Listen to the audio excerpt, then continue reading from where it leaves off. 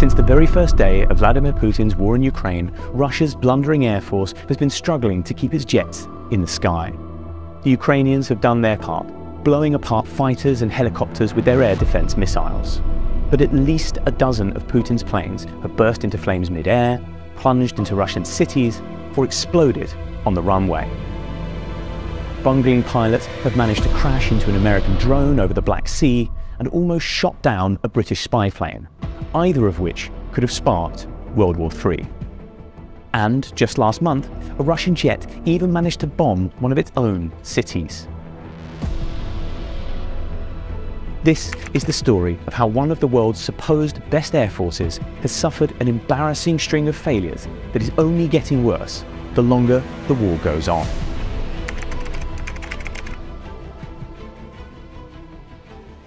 On paper, Putin's air force is formidable, 10 times larger than Ukraine's, with vastly superior technology at its disposal.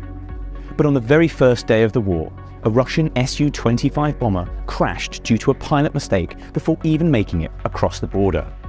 That was to be the first in a long line of air accidents that have humbled the Russian Air Force, or the VKS, to use its abbreviated title.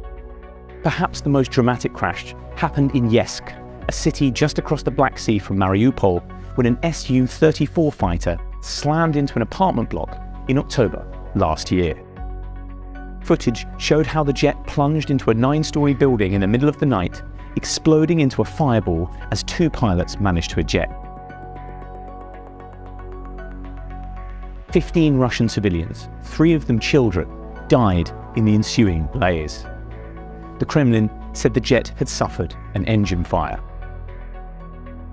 Another heart-stopping piece of footage showed how an Su-25 bomber spun out of control and crashed over Ukraine in June last year after it clipped a power line. Video from the pilot's body cam showed the jet flying low over fields before it twisted in mid-air, forcing the man to eject.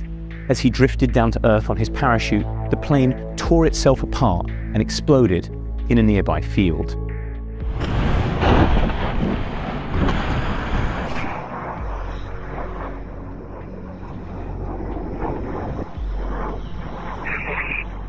Another crash involving the same model of aircraft happened in September as 2 planes took off from Crimea. Video taken from the ground showed the pair flying low over a runway before banking into a turn, at which point one of the jets flipped over.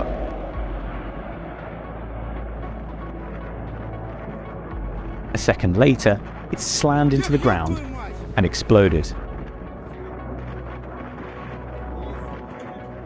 But crashes are not the only problem to beguile Russia's air forces. On at least 2 separate occasions, they have nearly dragged the Kremlin into a Third World War with NATO. The first took place in September last year when an Su-27 fighter shot a missile at an RAF rivet joint spy plane over the Black Sea. Defence Minister Ben Wallace reviewed the incident in Parliament, saying the Russian jet had been tailing the RAF plane when it accidentally let rip with one of its rockets. The reply by the Russian Minister of Defence on the 10th of October stated that they have conducted an investigation into the circumstances of the incident and stated it was a technical malfunction of the Su-27 fighter. But US intelligence documents that have leaked since then claim the incident was actually a near shoot-down. Experts believe the Russian pilot mistakenly thought he had permission or was being ordered to blow the aircraft out of the sky. Another incident occurred in the same airspace just 6 months later when 2 Russian Su-27 planes accidentally downed an American Reaper drone. Footage released by the US showed the fighters making repeated passes close to the drone while spraying it with fuel. But on one pass, a Russian plane got too close and clipped the drone's propeller.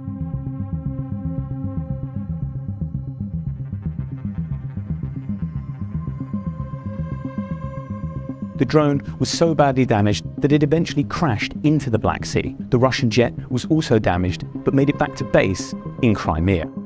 Both incidents were chalked up as near misses. But had they been deemed to be attacks, then Britain or the US could have asked NATO to respond militarily. And that could have escalated the Ukraine war into the Third World War.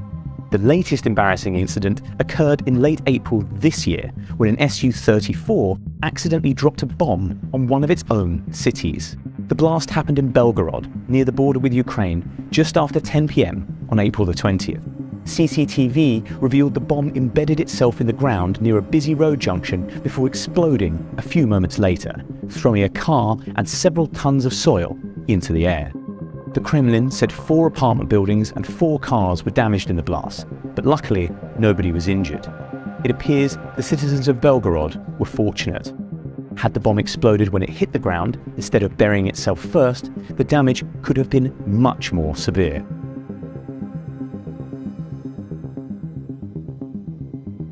So, what exactly has gone so wrong for Putin's Air Force? While Moscow may have hundreds of jets packed with latest generation technology at its disposal, what it lacks are skilled crews. RUSI, a UK think tank, estimates that Russia entered the war with fewer than 100 fully trained, currently serving pilots. Many have been killed or captured since then, meaning the Kremlin could now have just dozens of skilled airmen at its disposal. That assessment was echoed by the British Ministry of Defence in June last year. It said Russia's pilot problem was so bad it had started bringing people out of retirement to fly missions over Ukraine. Aircraft maintenance is also an issue, perhaps because the Kremlin lacks skilled ground crews to fix the aircraft properly. It could also lack quality parts because Western sanctions have limited the supply. Either way, Russia's jet fleet is in bad shape. Some crashed aircraft have even been found with civilian GPS systems strapped to the dash instead of military radar. The bad news for Vladimir Putin is that the problem is only going to get worse. Every day that Russia puts jets in the sky over Ukraine, they are at risk of getting shot down, especially once Western air defences come online.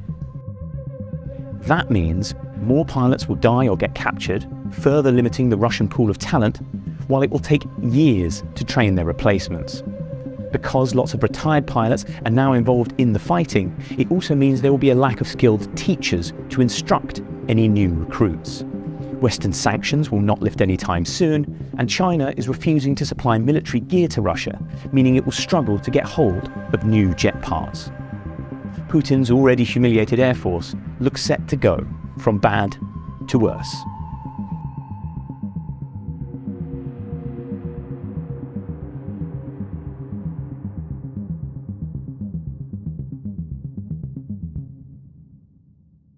If you found this video interesting, don't forget to hit like and subscribe for more explainers on the ongoing war in Ukraine.